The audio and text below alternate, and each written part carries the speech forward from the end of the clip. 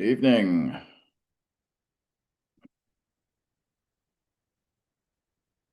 Bonsoir, Pauline.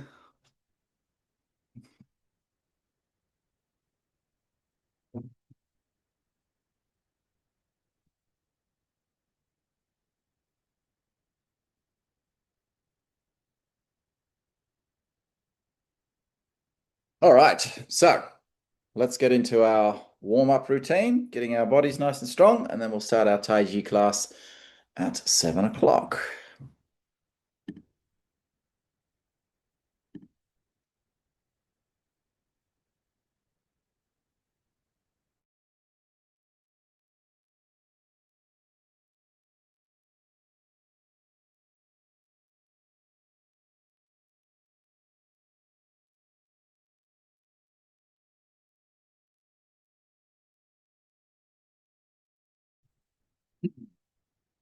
All right, welcome back, everyone.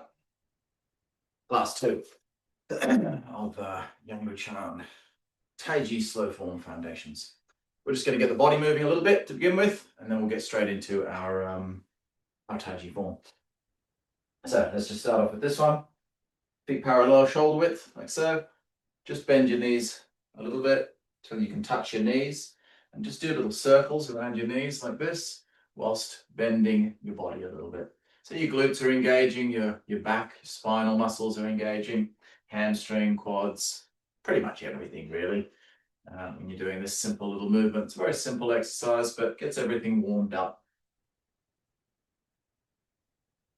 Just take the circles the other way, on the knees.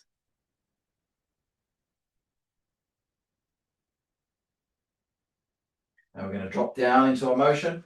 If you struggle to squat, grab yourself something, anything heavy, doesn't have to be a kettlebell, just grab yourself something that you can hold on to. See, if I've got bad mobility, let's say my mobility is here, when I let go of it, I fall backwards, you see?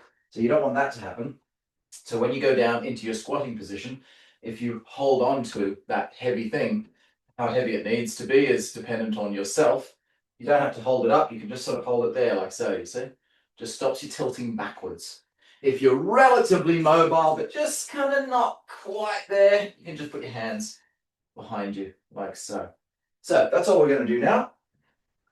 You can do any version of that, or another option is just don't go as low, just go to where your limit is. Just really make sure that your knees are staying in line with your toes. So these are all structural principles that will be overlapping into your Taiji training. Really important basic structural principles for good posturing. So when you sink down, for example, we don't want this for, knees caving in or pushing out like that. Try to keep your knees in line with your toes as you sink down. Keep your back nice and straight. Okay, so we're not hunching the back like this. We're keeping the back nice and straight. You're tilting the back down like so. Feeling a little bit of a stretch in your hamstrings. So keep your legs a little straight. Don't bend them too much, just like so. When you feel that nice stretch happening, then you're going to grab hold of your kettlebell if you need to, and just drop your bum down for your squat. Then reverse it. Push your bum up till you feel that stretch again. And notice I'm keeping the spine straight, okay? Whether it's here or here or here, it doesn't matter so long as the spine is straight and not, don't try to straighten the legs in the sacrifice of rounding your back, for example. So like so. And then drop. So up, stand up, drop it down, drop the bum down, lift the bum up, lift the body up, drop the body down, drop the bum down. Keep it going.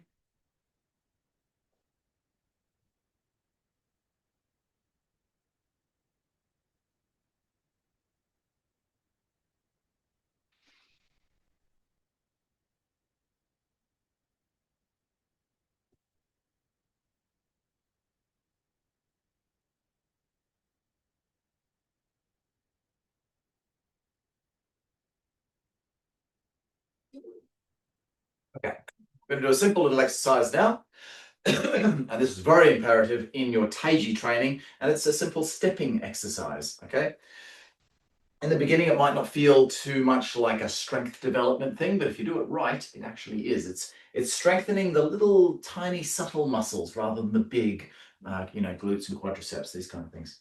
So all I want you to do is stand with your feet parallel, just turn your foot out roughly to the corner and step forward. Okay, that's all I want you to do. Come back to center, turn the other foot out, step forward, place your heel. Bring it back, turn your foot. So resetting each time.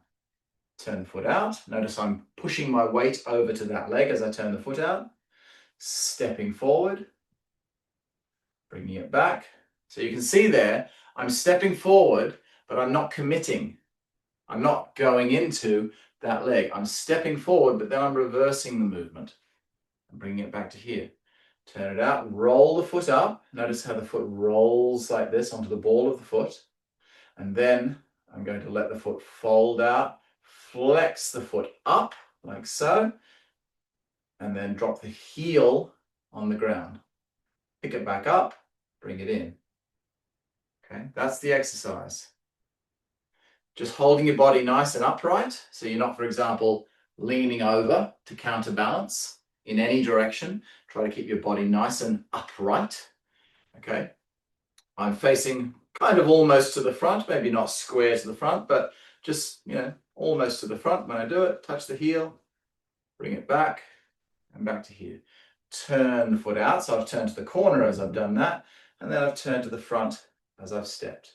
This is a slightly easier version of the first step that we're going to have to practice in our Taiji form.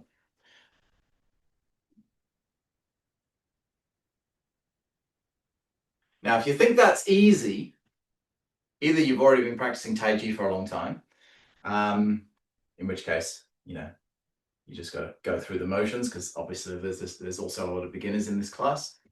But most likely is you're not doing the movement correctly. Okay, so one thing is, if you can see my feet currently, the lines might not be too obvious to you, but there's little lines between the floorboards here. So I've got both of my feet on the lines. When I step forward, my foot's staying on the line. Can you see that? How my foot's stepping straight forward. Not even a half inch like that. Not even just a tiny bit in. It is staying out. So I'm training all these muscles in the side of the hip to keep that leg out to the side when I do that stepping action, you see. If I let it come across, that's me being lazy. That's me making it easy for myself. I don't want to make it easier because then I'm not training myself. I'm not training my body. So keep your foot out to the side, touch it, and bring it back. Back to center, forward, touch it, bring it back. Now, within that motion of touching it, you have to be able to, this is what makes it difficult. You have to, if you just go through the motions with this and kind of go, oh yeah, whatever, just kind of going like this, you're not going to get anything. There's no workout here happening whatsoever. Obvious things like we just did, like this little squatting routine, things like that. You can't do that in a way that, makes it so you don't feel anything. You're going to feel your muscles working when you do a movement like that. However, with a simple stepping exercise like this, if you do it without any intent, just like this, it just feels like you're kind of some kind of funny dance. So there's nothing to it. You need to control your body. So I've given you one thing to start with, and that is holding the line, holding that straight line. The second thing is making sure that when you place that heel down, absolutely nothing. Can you see how my head is not moving an inch, not even a millimeter, when I touch it compared to when I pick it back up, rather than, see, a little bit of weight's gone into the foot, in which case I have to push it back again. A little bit of weight, a little bit of push. We've got to nullify that totally. So we're training the body to have perfect precision and balance. So turn the foot out, step forward, place the heel. Okay? Nothing in it whatsoever. it back, turn the foot out, place the heel. No weight in it. Put it down, bring it back. Even when you place it back down, so I step forward, no weight, pick it back up, put it back down. So you don't go like that. Put it back down, up, then shift the weight.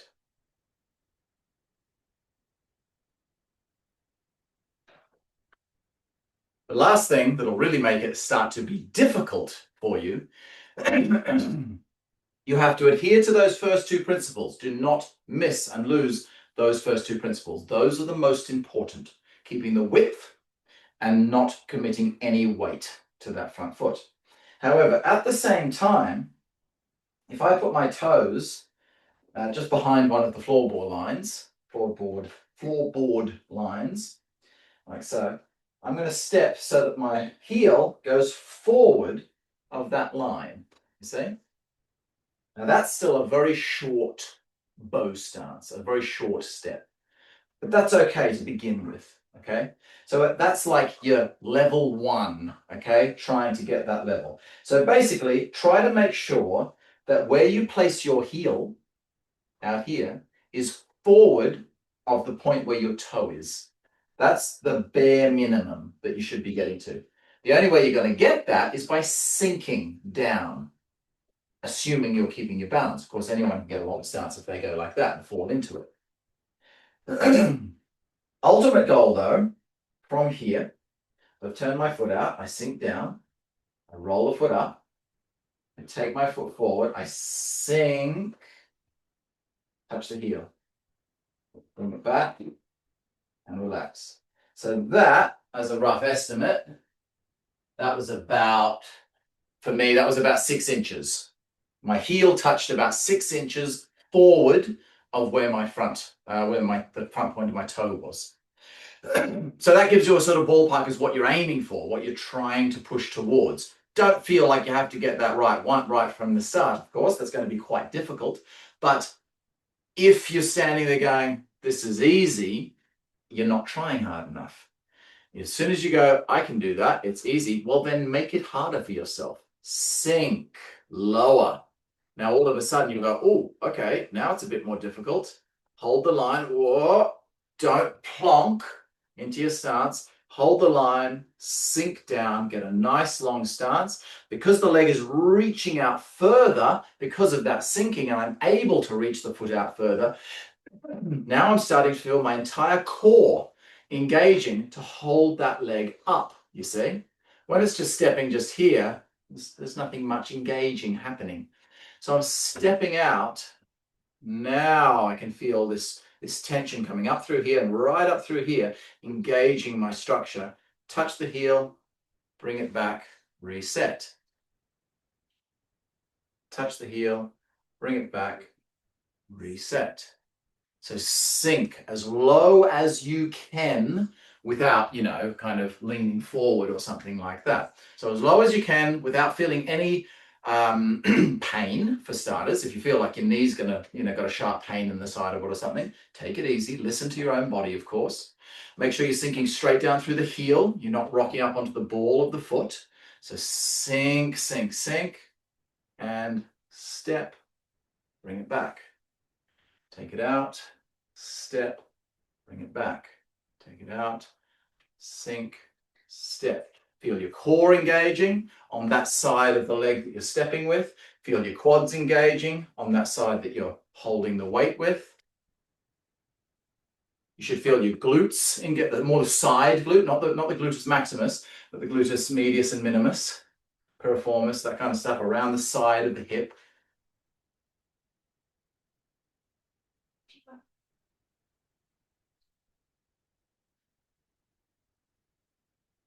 Reach as far as you can. This is an exercise everyone should be doing as a regular thing, part of their training. Because in our Taiji form, we want to be able to step out into a step without getting a really short stance like this, you see? Because then all of these movements that I'm going to be performing in the form are going to be coming from a really short stance, which just doesn't feel right. It doesn't give you that nice grounding, that stretch, that heat buildup. We need to be in a larger stance, but we don't want to plonk into it, because if you get this Taiji flow thing happening through here, and then you go and plonk into a stance, see, the two things are not linked together. The body's moving like this, but then the feet, it creates an abrupt movement. You're not synchronizing every part of your body. So that's our warm up for today. Let's get into class.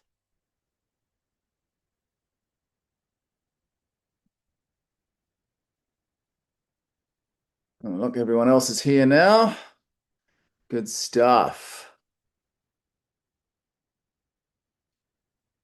All right. So we'll start off with just recapping what we did last time. We'll just flow through those movements a few times to recap. What I'll do is I'll just give a brief breakdown of what we did last time, just to refresh your memory. Then we'll flow it a little bit, and then we'll go on to the next movements in the form. Okay. So, feet shoulder width, parallel, weight on the heels, palms flat to the floor, nice and yang, a little bit of a round circle through the arms kind of thing. So not like this, for example, just slightly curved in like that. Lifting the arms up, weight coming fractionally forward onto the balls of the feet. As you lift your palms up to shoulder height, palms are now yin, still facing the ground. Pressing the palms back into the ground as you sink back to your heels. Take one hand up your center, the other hand out to the side. Both are going yin. The weight is slightly over to that side where your hands are facing, and your center is slightly over to that side where your hands are facing. Now we're going to take the hands to the opposite side, slightly shift the weight across, and slightly turn the center. Remember, that turn and that weight shift is just like this. That much, okay? You've still got to be facing the front. And someone looking would just say, oh, his weight's in both feet. See, it doesn't look like this. There's 50-50. That's where I'm going to be standing. It's a very subtle movement here. In breath, coming up. Out breath, pushing down. In breaths, everything out to the side, weight, center, hands, all to that side, and everything over to the other side, weight, center, and hands. Obviously that outer hand is now flexed to a yang palm. The inner hand stays as a yin palm. Let's do that the reverse side.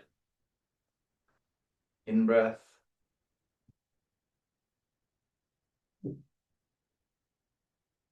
Out breath. In breath.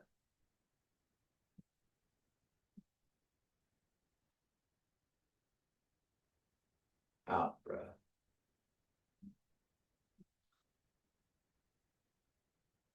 One more time each side. In breath. Out breath.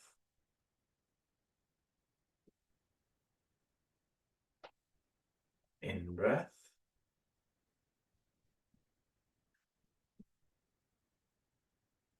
Out.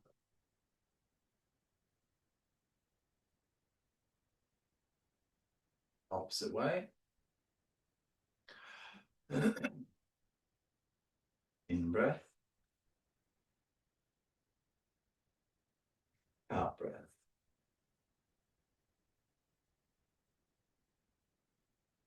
In breath.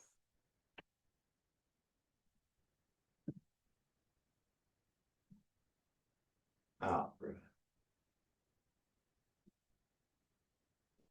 Let's try that once each side with me facing the same direction as you. We'll go this way first. So up and down, in breath.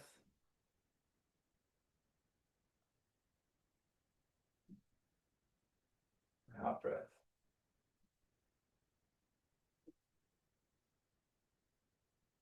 breath.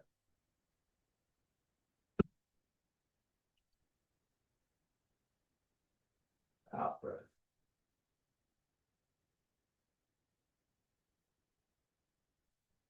Opposite way. In breath. Out breath.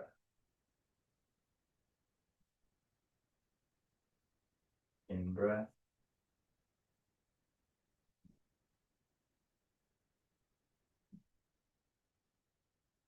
Out breath. Remember the breathing here. Very important. So we've got that inhalation, breathing in, then breathing out. Remember that lingering thing that we talked about. I'm going to talk more about the breathing tonight. We'll do a little bit of the standing qigong. I'm going to talk a bit more about the breathing with that. So I won't cover that now. We'll do that in the qigong session. But of course, that breathing will apply to the form we're doing here. But just to feel that motion of getting your palms, or your whole body really, or any movement that you're performing with the set, to be flowing with the breath. So when I breathe in, building the breath up, it's that little lingering moment, and then it goes out. I'm just making sounds there so you can hear where I'm breathing, but your breath should just be very natural, in and out through the nose. It's soft, it's gentle, so someone wouldn't be able to hear you breathing, but it helps as a student for you to hear where my breath is sometimes. When you come across here, when we breathe, it's opening sensations, opening movements which link the best to an inhalation. Because when you breathe in, of course, what happens? Your belly goes out, your lower back goes out, everything fills up down the bottom. But also your rib cage expands. Okay, with the rib cage expanding, if I exaggerate, it's like this kind of happens when you breathe in, and this kind of happens when you breathe out. But only on a micro level. If I'm standing here relaxed and I breathe in, I can feel that opening sensation and I can feel that closing sensation. But unless you were looking at it really closely, you wouldn't even notice it. So that's how subtle it should be. We don't want to be going like, doing something like this and leaning backwards and closing and opening. That's not what we're trying to do with this exercise.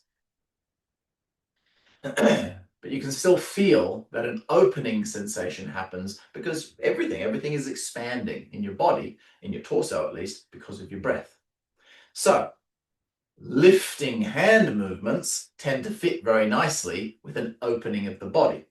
So that's why we breathe in on that first move, you see, because your hands are going up, just like yawning. And then you drop your hands when you breathe out. So that's like the level one, the most basic, simple way to feel the connection of your movement and your breath is to do an upward lifting type action with your inhalation and a downward pressing action with your exhalation. So when we get to the second move, it's still a lifting move, isn't it? It's still coming up. So that works really well. In breath. And then just here, there's that little sink. Okay, so that's your out breath. However, you'll notice here that the arms don't lift right away. See how they see that? They crawl across the bottom just for, 6 inches or so. You'll learn to feel where that should happen. In other words, they're not going like this. See, that's a diagonal line. That's a straight diagonal line, you see, like that. It's a sweep. It's a circular movement. So the arms must go across a little bit because this hand is, if you imagine a circle here, this hand's over here. It's got to come across and then it starts going up and around the circle. There's the bottom portion of the circle. So take it across. That movement will be on that settling portion of the breath. So we breathe out. Remember, the out breath has that little linger as well. There's the linger. I haven't started breathing in yet. Now I breathe in. You see, the lifting action of the arms is when you should start breathing in. If you start breathing in here, it doesn't link as well. Now, that's not to say that you can only link a lifting movement with an in-breath and a dropping movement with an out-breath. There are other pathways because not every posture is lifting and not every or dropping. However, as I said, it's the easiest way to feel initially that connection between your breath and your movement. So that's why the first two movements have this up and down sort of approach to them. You get that connection, you get that feeling, and then we start looking at more complex ways of connecting the breath into the next movements. So let's breathe in.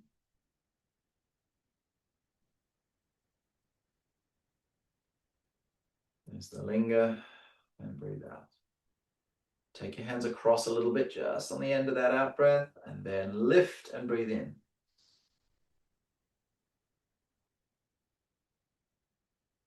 And breathe out. Sinking. Let's try the opposite side. In breath.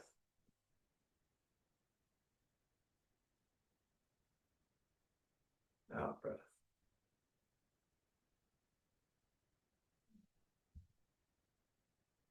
Take it across. In breath.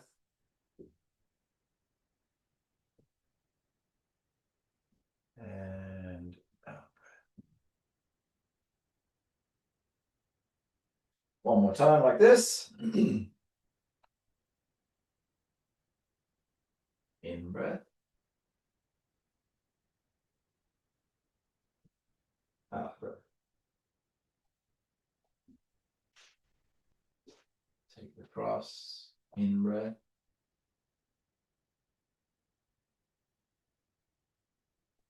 Out.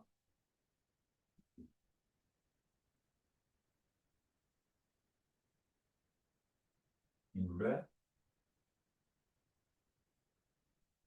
Out breath. Cross. In breath.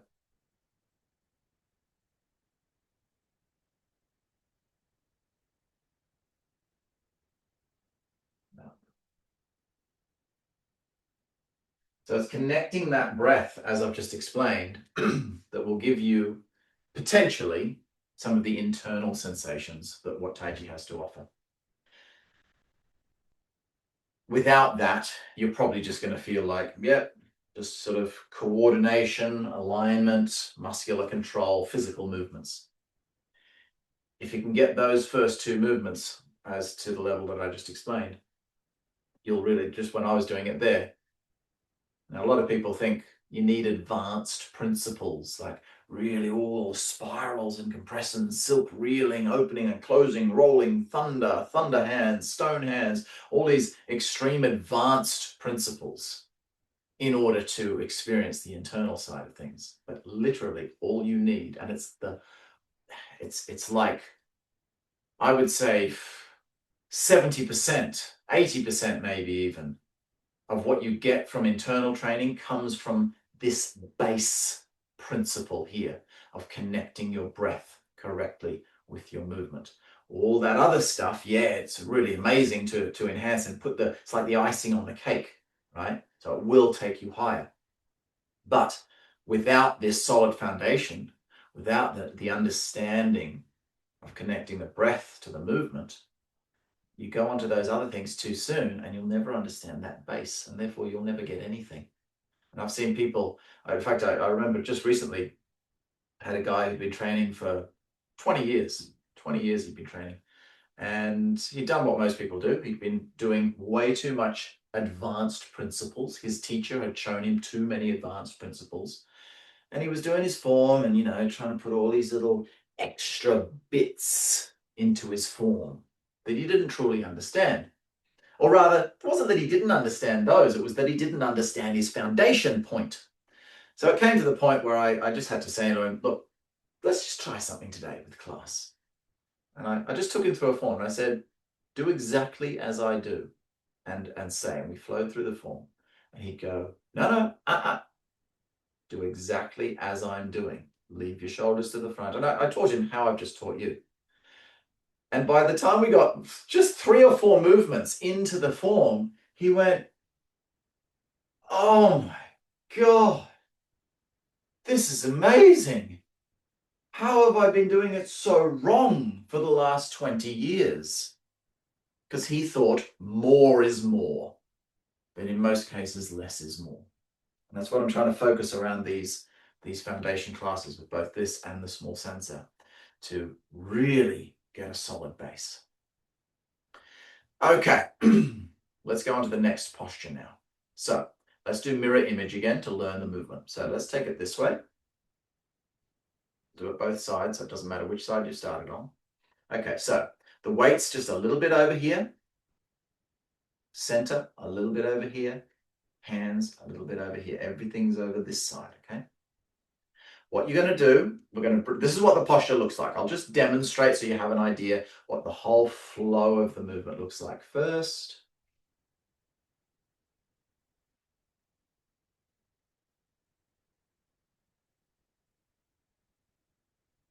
Okay, that's what the movement looks like. But we're going to break it down. This is quite a complex move. It might not look that difficult, but it's actually quite complex to get the timing right of the hand dropping, coming across, changing yin-yangs, weight shift, pivoting the foot, tucking the pelvis, turning the center, and getting all those things to happen at the correct time.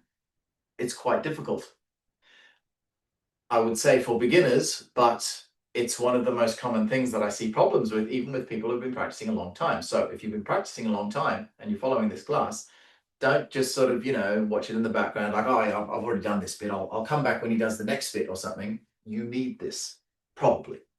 90% of the time, you will need this. So, from that second move,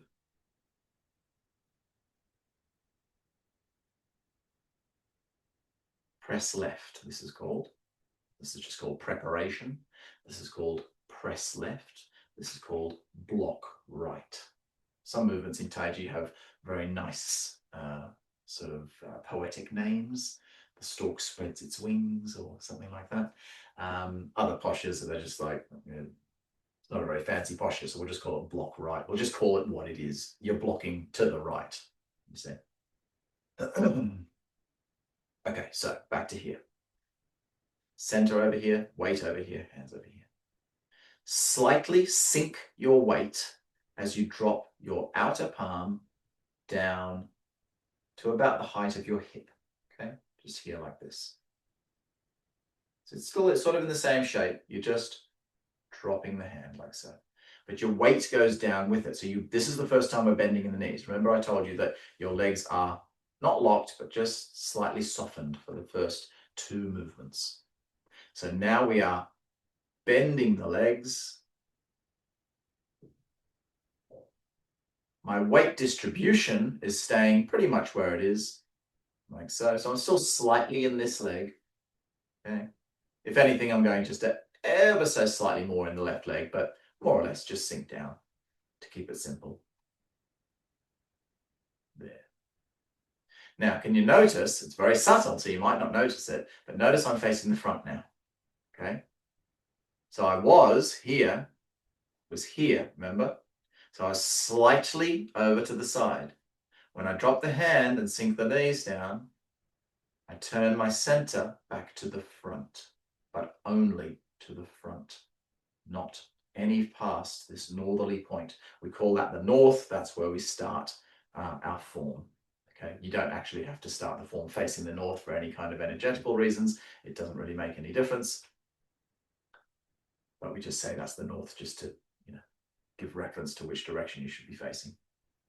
Okay, so make sure your center is a little bit tilted, a little bit weight. Drop the hand, sink the weight, relax your center to the front. So my center is now facing right to the front. Top hand is still yin, bottom hand out here is yang still. Now what you're going to do here is you're going to push your weight over into the other leg to about 60%, like so. Just the legs, turn your toes with you as you do it. See how my weight's sinking down over this leg now, about 60% in that leg. Okay. So from this position, just turn your foot and push your weight forward.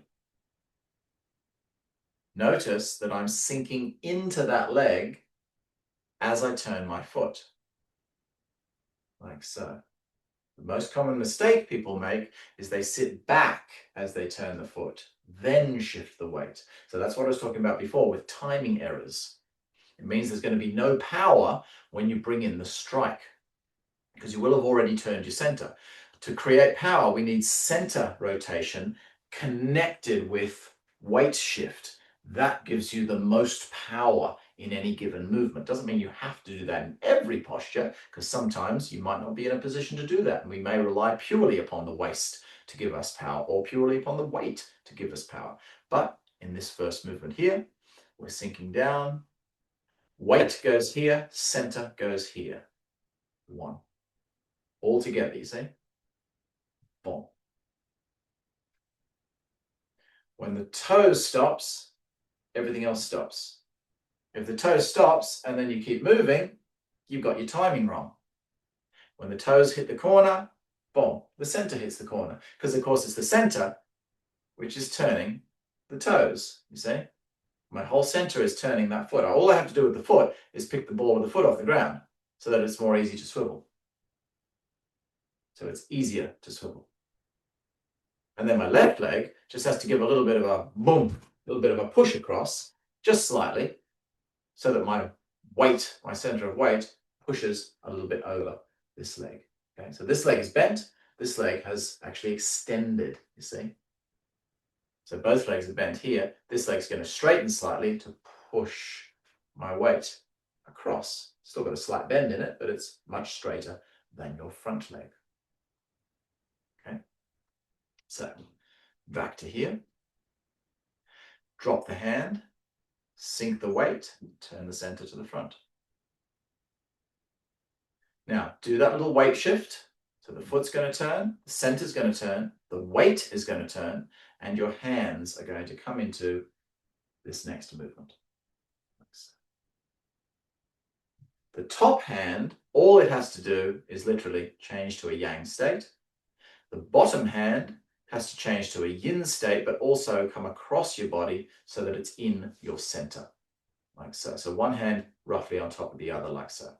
So from here, you've got yin, you've got yang. You're going to change the state of the hands, like so. But do that as you shift the weight and turn your center. Click. So you can see there that all three things, all three components of movement, that is hand movement, weight shift, and center movement, are all going to start together. So from this point here, they're all starting, boom, and they're finishing together at the end of that movement. Okay.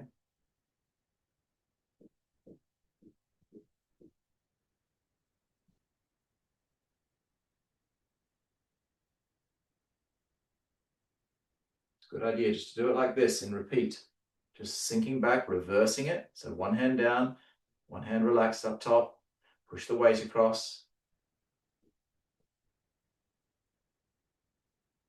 So when we get to the end of the month and we do our corrections lessons where you send me a video and I have a look and I send you something back to tell you what to work on, try not to be one of these people. See, it's two separate movements there, isn't it? 1, 2. It's not a 1, 2. From this, it's just 1. Boom, 1. Boom, 1. Let's try that for the whole thing on the same side, bringing it up.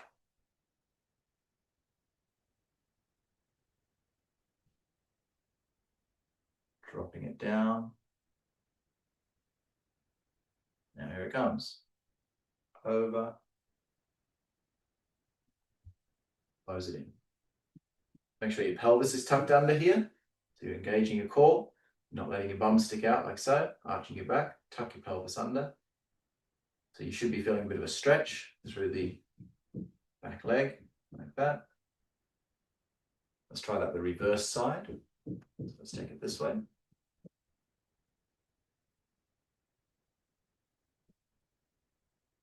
Here we go. Let's break it down first. So sink, drop the hand. 1. Facing the front. Turn the center, turn the foot, shift the weight, move the hands. 2. Tuck the pelvis. See this? Duck bum. Tuck it under. Bring it back to here. Drop. Bring it across. See, I've taken one movement from here. This is one movement. But I've taken that one movement and turned it into 2 because it's too difficult to learn if you do it as 1. And this is the same case with lots of different postures. Brush knee twist step, for example. From here, this is one movement. Look, 1.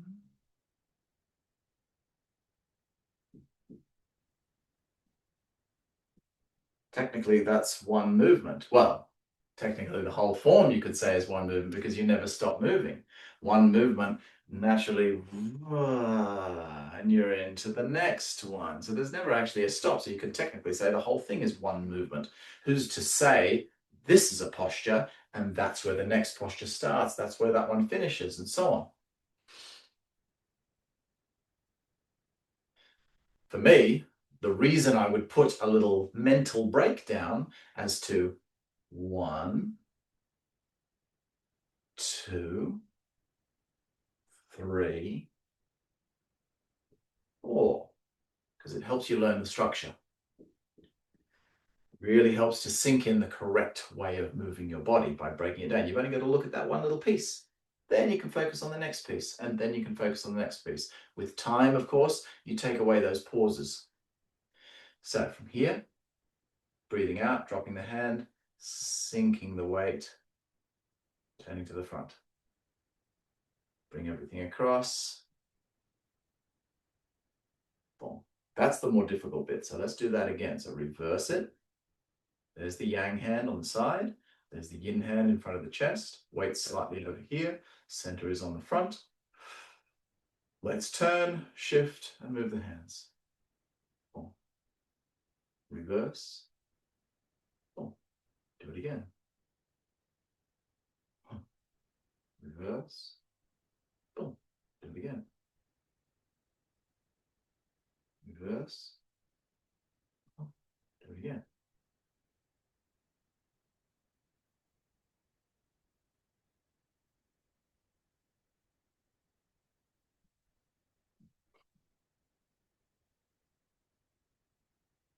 Do the whole thing on that same side.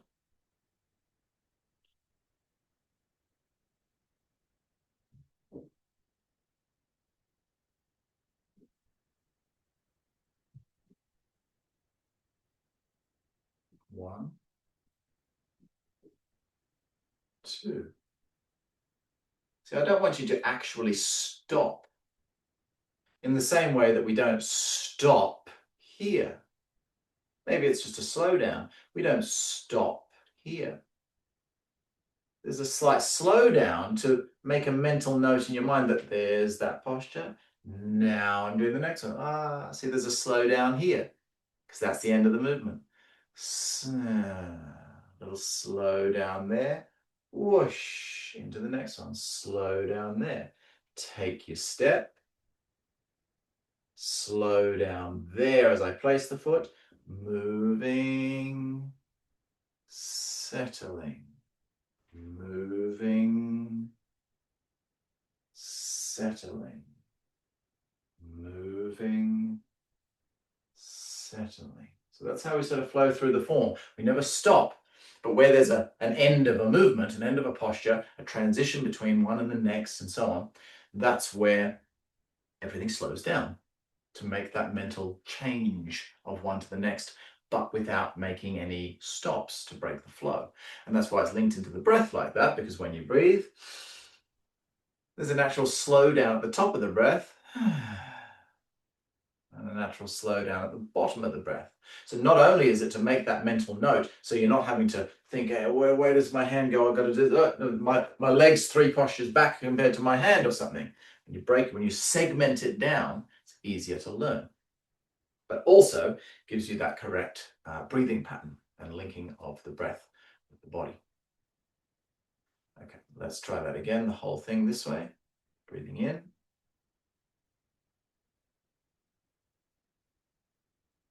Breathing out.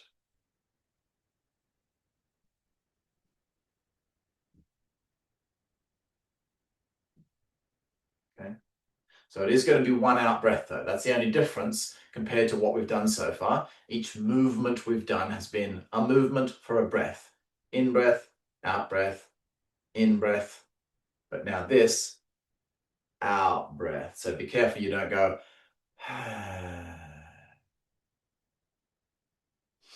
because then maybe you want to breathe in, you see. So because that's such a short movement, just, it's a very petite little movement.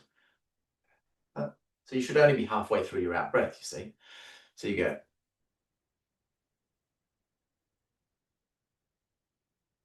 Like so. Let's try it from the beginning. In breath.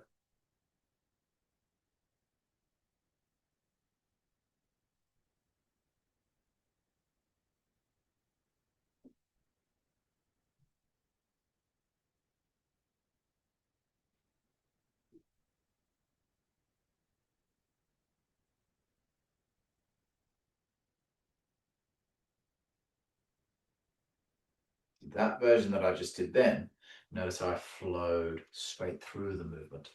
That's what we're aiming for long term.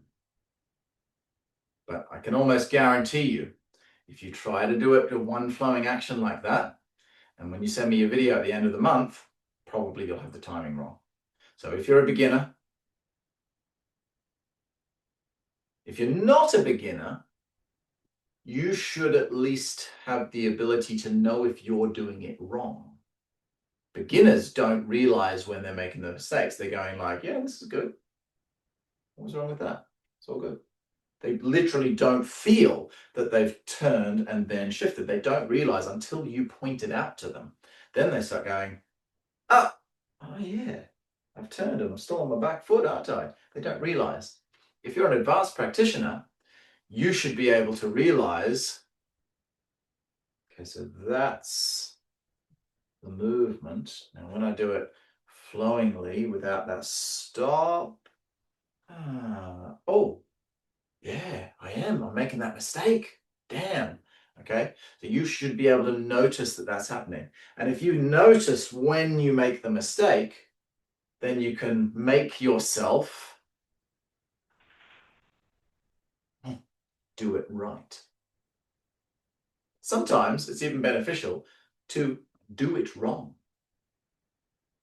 Okay, that might not make a lot of sense to some people, but remember, we're self-learning here because it's an online class. Now it's semi self-learning because you can ask questions, of course, at the end of the class. So there's that little bit of interaction. And remember, at the beginning of the class, if you have any questions from the previous week of your training, ask those questions at the beginning. When we say hi, welcome to the class kind of thing, before we actually start the class, always feel free to ask any questions you've got based on that previous class. But yeah, obviously we've got the thing where you're going to send me a video at the end of the month to get those corrections, get that feedback. But it's still, whilst you're learning, you're kind of on your own. You're just following me. You haven't got someone going, hey, what are you doing there? Pointing out your errors to keep you in check.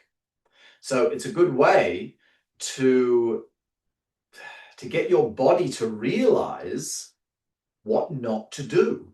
You see, if I go here, I go, right, okay, that would be wrong, right? I've stayed in this leg and turned my center. So if I feel that, okay, I know what that feels like. I don't want to do that. I want to do that. Yes, okay. Right, yeah, that feels completely different. That's what I want.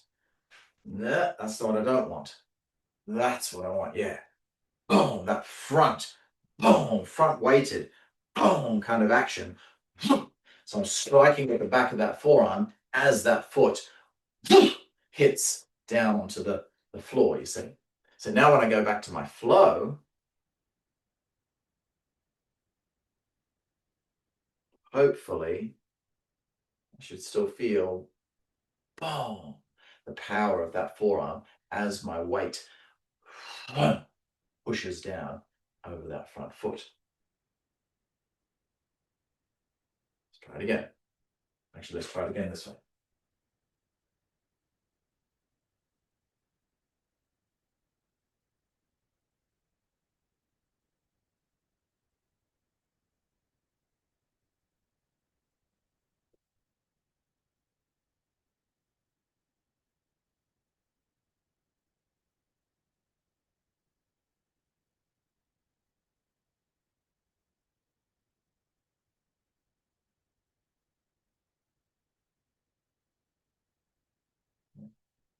Now, to be pedantic, if I turn side on here, see how this hand is just a little bit forward. It's not like this. It's not one on top of the other like that. The lower hand is just slightly further away from your body than the top hand, okay? And for those pedantic people in the class, the top wrist is on your center line, okay? So that wrist is, that's it. See? Wrist like in line with the nose kind of thing, in line with the throat. It's on my center. Whereas the bottom hand, do it that way. See that? See, that would be on my center, on my center. Just out, just to the outside of my center, not over here under my elbow, of course. It's just fractionally to the outside of my center. The thumb is pointing into my center, like that. Okay, it's pointing in towards my body. Sorry, not pointing to my center as in right in my center line, but as in pointing towards my body, like that. So it's rolled over. You see, it's not just like this. It's rolled over, internally rotated, like so. So the back of the palm is kind of facing to that direction that you're striking to. In fact, even just a little bit more than that, like that. That's your posture. From there, of course, we're going to take a step. This is what we'll probably do next week and come into pump, which that stepping exercise that we did in the warm-up, any of you who came on at 7 o'clock, we did a really nice stepping exercise in the warm-up class. That's why I say the warm-up class is not just a warm-up, it's preparations, it's getting your body ready for things. Now, if you feel that you can already take really well, good, strong, composed steps without falling over, maybe you don't need to do that part. But it's only 10 minutes at the beginning of the class, so I highly recommend just going through it. It's a nice warm-up. It gets your body moving anyway, even if you can already do it. So, you know, not mandating it or anything. I never mandate anything, apart from my friend Cameron. So, if you feel like there is any struggle in your stepping, I'd recommend, if you missed it, just have a quick look at the recording when I send it out, because it was a really nice little stepping exercise that'll train up all the muscles you need to be able to confidently take those steps in your form. One more time. In breath.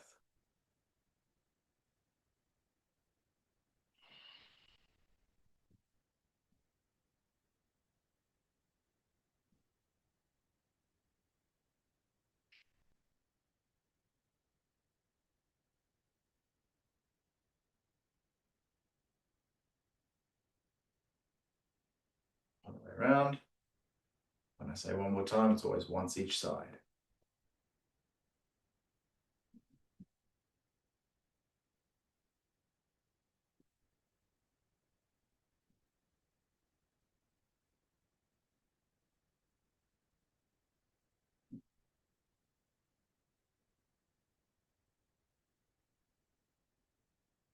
Next week, I'll make sure I show you the applications. My wife's been busy for the first 2 of these classes, so I haven't had her to demonstrate the applications.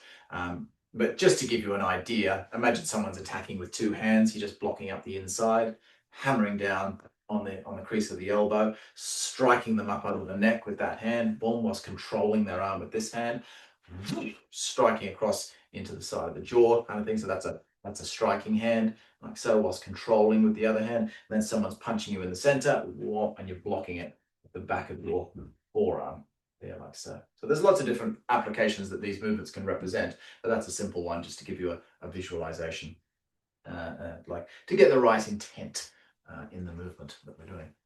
Okay, we're going to finish off with a little bit more standing Qigong. As you'll notice, we're going through this very slowly. I've done different classes over the years, different courses and so on, whether they be real life ones or online ones and so on, where I've sort of, varied the pace as far as how many movements we learn each week type of thing.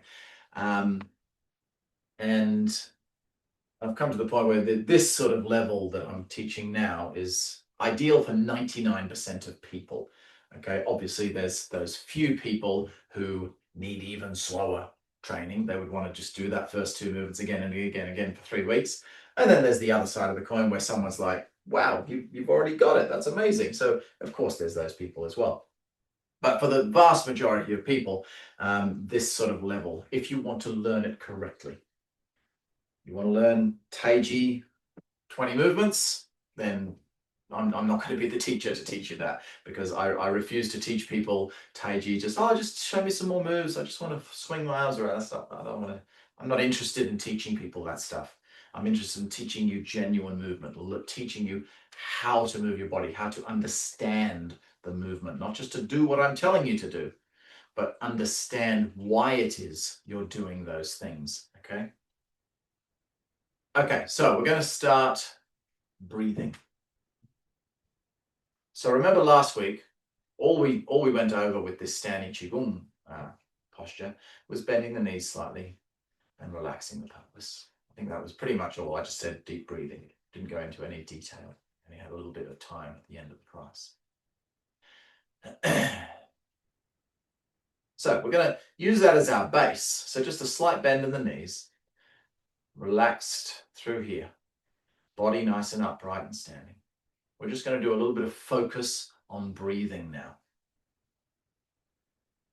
You need to fill your belly. You're not really filling your belly, of course, your lungs are up here, but you need to move, allow your intestines to move. It's intestinal breathing.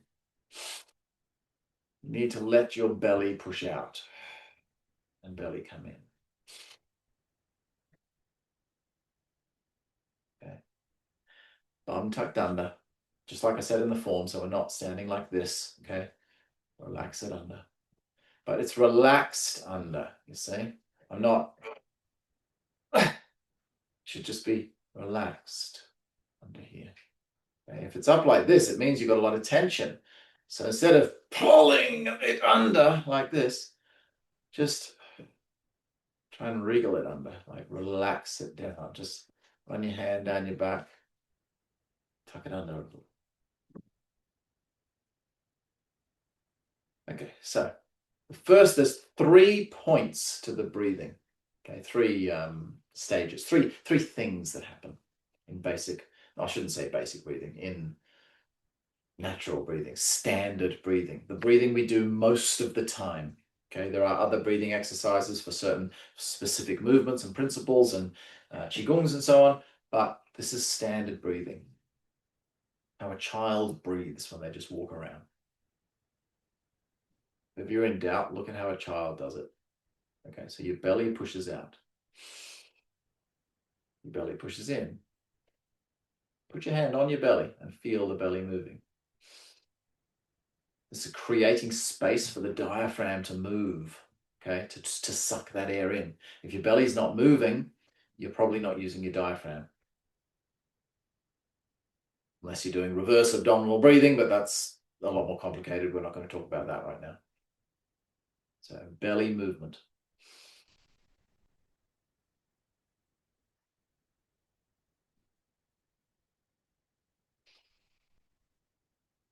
Now, put the other hand on your lower back, on like the reverse position of this. And I want you to feel if anything moves back there. Because you should feel, it's not visual. If you look at my back, you can't see anything moving, right? But if I show you my lower back, maybe then you can see something. If I breathe in, look at this region here. I don't know if you can see it on the camera or not, but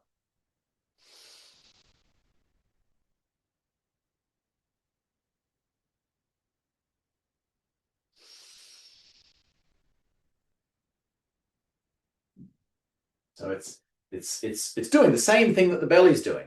right? But because the muscles in the back are not designed for eating lots of food, or rather creating space to eat a lot of food, they don't have the ability to move as much. So the majority of the movement happens in the front, but maybe 10% of the movement, you just get that little pulsating, that little expansion and contraction, even in the back. So when you breathe in, you should feel both hands sort of going like this, and then coming back in again when you breathe out. But as long as you're at least getting this happening, you're getting there. Obviously, the back part should happen as well, but if it's not, maybe you just got too much tension there to begin with, and that will change over time, as long as you're getting this belly to move.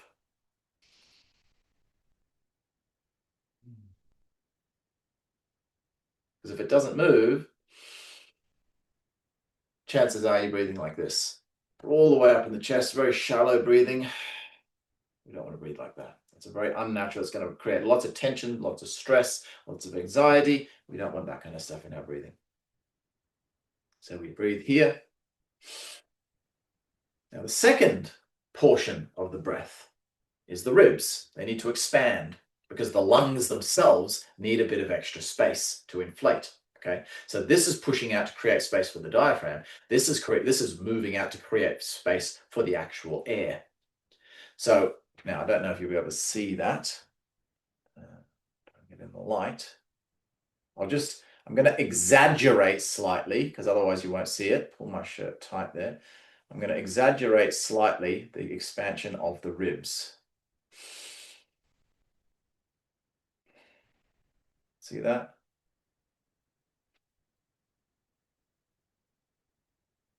You can see the belly still pushing out. But now this is much more subtle. The belly's the only sort of obvious movement point of breathing. But I think, well, I can see it when I'm looking at my video there, but maybe if you don't know what you're looking for, you don't know what you're seeing.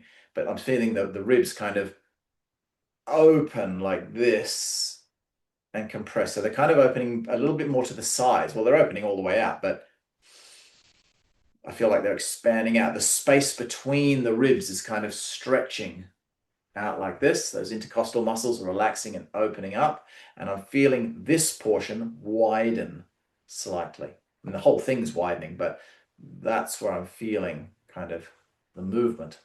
So I can actually feel like a little, if only my belly moves, I don't feel anything happening to my arm. But if I go up to the rib portion, did you see my arm just moved? Watch my arm move. It's not much. It's just, Now that's not me moving my shoulder. That's my rib expanding, which is pushing underneath my arm. So that's your rib expansion component of the movement. This should be happening. The last component is the chest itself. The chest lifts to create space for the lungs, okay? But this one must be the most subtle with a natural breath. So here's my chest neutral. I'm going to breathe in.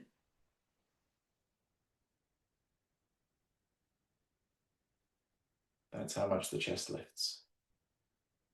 You can hardly see it.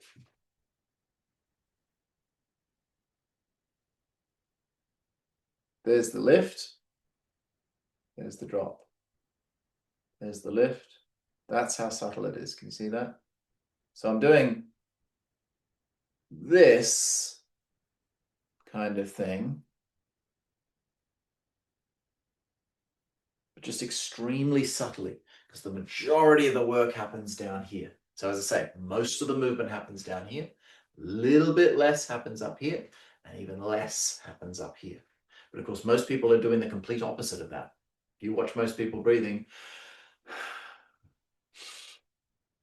lots of chest movement, maybe a little bit of rib movement, but nothing happening down through here. So it's a very shallow breath. You're not getting the best use of the oxygen when you're breathing like that. And you're using all the wrong muscles, or rather you're not using the wrong muscles, you're just using the wrong percentage of those muscles, because those muscles you're using to breathe in the upper section, those are still used with correct breathing, just less. It's kind of like the same principle as, I don't know, trying to pick something heavy up. So you take something heavy, especially if it's not that heavy, but if you've got a big bar or something like that, but I'll just use this because I don't want to damage my back when I do it wrong. If I pick it up like this and like all that pressure because my back's a bit rounded, my glutes are being a bit lazy. I'm not engaging my glutes. Wouldn't want to do that. That's gonna hurt my back. You see. So I'm using the wrong muscles for the job.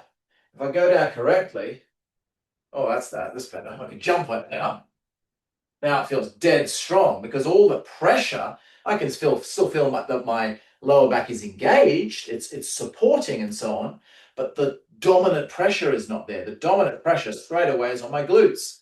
My glutes are designed to do that job. That's what they're there for. If these little spinous erectus muscles in my back try to take over the job of the glute and they're much smaller muscles, they're going to break or create loads of tension and problems with the body. So it's the same thing with your breathing. If you overuse the more subtle components of the breathing musculature and don't rely on the diaphragm, which is the primary breathing muscle, then you're going to run into problems. Okay? So, sink. Bending the knees down. I'll just tell you one last thing with the structural point of it before we finish up, and then we'll just breathe a little bit. Try and find what we call the sweet spot in the feet. You bend your knees a little, relax. Put your weight purposefully slightly forward on the balls of your feet, okay? So you'll feel tension on the balls of your feet, pressure rather, on the balls of your feet, obviously. You should probably also feel tension down the backs of your legs, the back of your lower leg, your calf muscle, your Achilles tendon, that sort of region behind the knee and so on. So I want you to start sinking back until those muscles relax, the calf muscle, till you feel the pressure come off the toes and the calf muscles relax. But then if you keep going, what you're going to, there, you go past a certain point, you'll feel these little tendons in the front of your ankle. You'll feel them go, hang on, you're going to fall backwards. So they're holding on to stop you from falling backwards. That means you've gone too far. Okay. So sink forward into the toes. Very, very slowly start rocking back, sinking your weight back. You'll feel the body start to relax. The calf muscles are relaxing, the weight sinking through the heels. Find that point where you go, oh, there it is. Just there's where the tendons kind of pull me forward again, up, and go just forward enough. There. Till those tendons in the front of your ankle, where that front of the shin bone goes down into the foot, when they relax, that's your balanced point. Okay. So this is the same balanced point. Whenever I talk about a balanced point, the sweet spot in your Taiji form, in anything else, this is what we're talking about. Okay. You also want to be in the middle from left to right. That's obvious. I don't want to stick my knees out like this. Don't want to let my knees sag in like that. So same principle. If you push them out, and you can feel a lot of pressure down the outsides of your legs, down the, the little toe edge of the foot, for example, well, you're too far out. Now I'm feeling a lot of pressure on the big toe, like on the inner edge of the foot. So just push it till you feel like, yeah, that's that middle point where I'm feeling the least amount of tension in the feet and in the legs. So find that sweet spot. And then just start to breathe. We're just going to breathe just for a couple of minutes. Move the belly, chest expands, ribs expand, and then chest just up, tiny fraction of a lift on the end of that movement. So they kind of happen like 1, 2, 3. It's not 1, 2, 3. It's kind of like 1, 2, 3. So when if this is 1, when one starts, the other ones, you see, And obviously there's a third one there as well. So it's not like one goes, then the other, and then the other. When this one starts, but only maybe 20% into the movement, the next one starts, and 20% into that movement, the next one starts, and things like that. So there, I can't tell you exact sort of percentages there. It would make you try to be too robotic anyway. Just feel it. Let your body start to expand with that breath.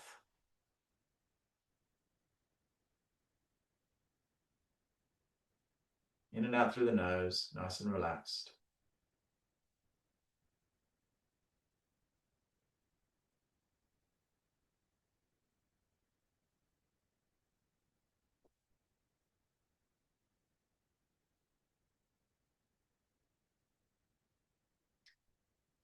Now we're going to take we'll just see if there's any questions first. As last week, I'm going to do a standing Qigong session now after this class where I'm not teaching, we're just practicing standing Qigong. So those of you who are new to it, try that little breathing exercise. You might not want to stay for the whole 15 minutes like what we're going to do. Just do a few minutes, maybe 5 minutes. Just feel that movement, feel the sinking in the legs, the compressing of the hips and so on, sinking of the hips.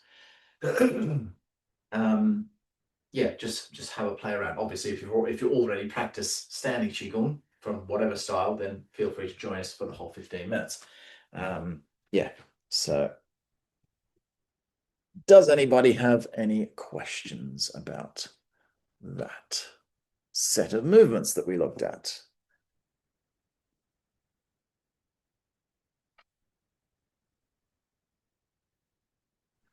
I have one. Go for it. Are you coming all the way down after the beginning movement and then coming back up on block left? Or do you just come halfway down at the end of the beginning movement and then come all the way down on block right? As in the bending the knees? Is in the bending the knees. Yeah, so most of the sink will happen as you, I'll just show you. It's easier if I just jump up again. What am I doing? That one. Click, click, click. No. That one. Yeah, so from here, legs are upright. From there, I'm slightly sinking here. And then I'm sinking more, because remember, this is ultimately going to be one movement, right? So I'm slightly sinking here, continuing to sink across. But even here, I'm not fully sunk yet. Because your feet are quite close together, you see, to be sunk at the full low height when your feet are this close together, kind of, it just feels weird. It doesn't fit the frame of the footwork. You need a larger stance. If I stand small, naturally I want to be a little bit more upright. I don't want to be standing like this, you see, this looks awkward. But if I'm here, now this feels good to be in a lower stance. So the lowness of the height of your stance is sort of correlates to the size. Hence why we do, these kind of movements, nice big stance for when we drop down. So yeah, we kind of sink here. That's the majority of the sink. Now, as I come across, there's just a little bit of extra sink there, slightly lowering the body. But most of the first sink happens down through here when the hand drops. See? But Eli, I thought you said there was a sink after the end of the opening posture. Oh, you mean here? Yeah, yeah. Don't you sink at the end of that? No, And then are you saying you come back up to no, the no. I'm not sure how I worded it. What I meant was sink in terms of sinking the energy, not sinking the legs. okay. So this opening posture, legs are upright, in breath. I'm sinking, as in my energy is sinking down, but I'm not bending my knees down. My hands are dropping. My center is sinking because of the breath. What I just explained before, on a micro level, there's that slight sinking of the chest, like everything's kind of closing up when I'm dropping my hands. So there's a feeling of sinking, but that doesn't mean I'm dropping the legs down. I'm just sinking down. There's the settling point. Take it across. And now I'm rising, but again, doesn't mean I'm rising in the legs. My legs are staying down. Even if the body is lifting up a little bit, my legs are staying relaxed and down, sunk through that movement. The legs don't move up or down until here. That's where I drop the weight. Then I bring the weight across. And then in the next move, because I know you know the next posture, if I step forward now, see how short my stance is? That's way too short for me. My heel is almost in line left to right with my rear toe. That's way too short.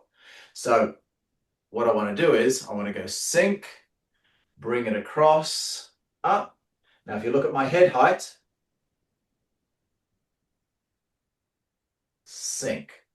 So when I step, that's when I get to my low point, and that's the point in the form, for those of you who know the rest of the form, where now, more or less, I stay at that same height. So I'm not going, up and down throughout the form. I'm staying at that height throughout the form. So it's on that first step that you reach that, for the first time you reach that lowest point in the legs.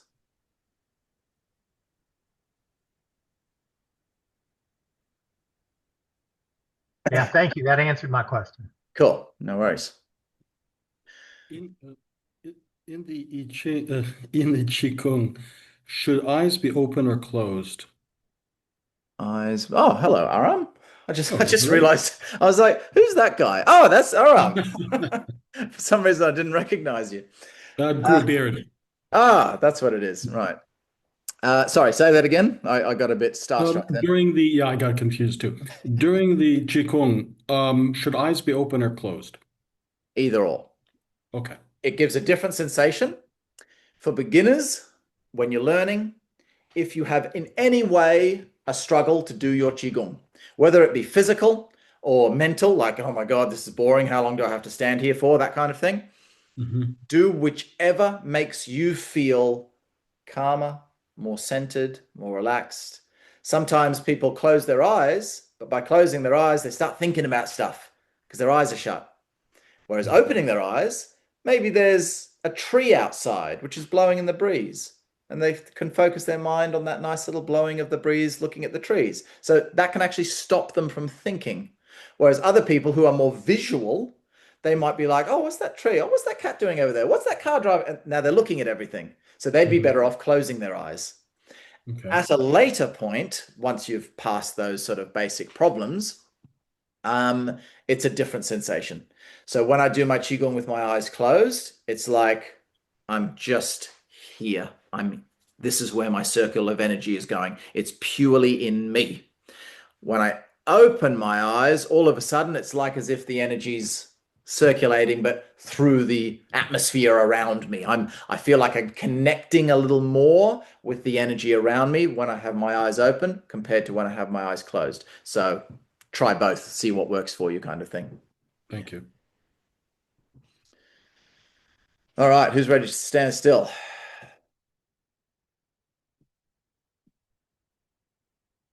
Yeah, we all want to stand still. Woohoo! Come on, Eli, let's stand still. I love your enthusiasm on standing We're Qigong. already doing it.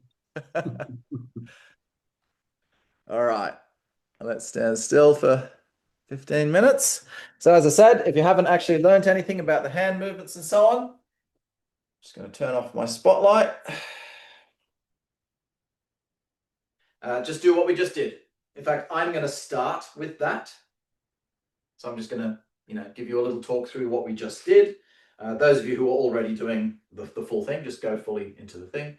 But those of you who are new to it, I'm going to just go along with you. I'm going to do what you're doing. I will then eventually go into my hand position, which you should just not worry about for now, because you might get a lot of tension in the shoulders if you're not doing it correctly. Okay, so sinking the leg weight down. First things first, find that sweet spot in your feet.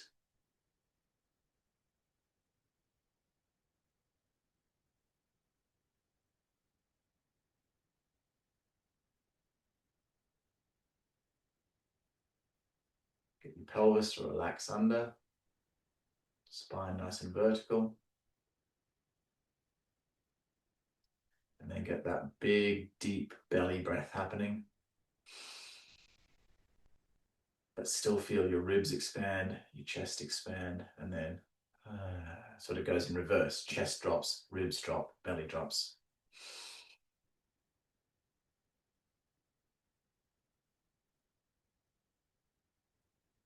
Just breathe there. As long as you feel like it, the rest of us are going to do the full Qigong.